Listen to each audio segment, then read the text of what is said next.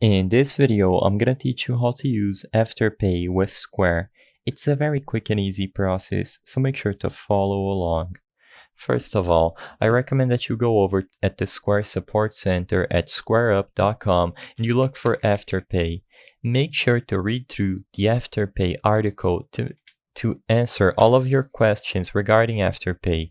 If you already know what Afterpay is, you know the benefits, and you don't want to know the details about how payments are made and processed through Afterpay and Square, you don't have to read through all of this, but like I said, I recommend if you are setting it up for your store for the first time.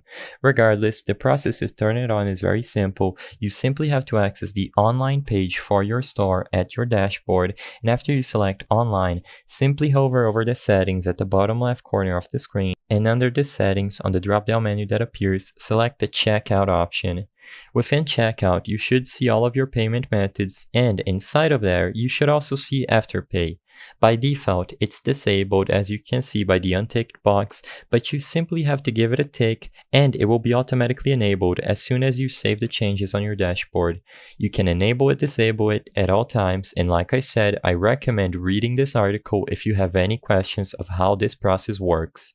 They answer questions like how do you receive your payment or how can customers use Afterpay on your store. I hope I was able to help you on how to use Afterpay with Square. If this video helped you, please be sure to leave a like and subscribe for more quick and easy tips. Thank you for watching.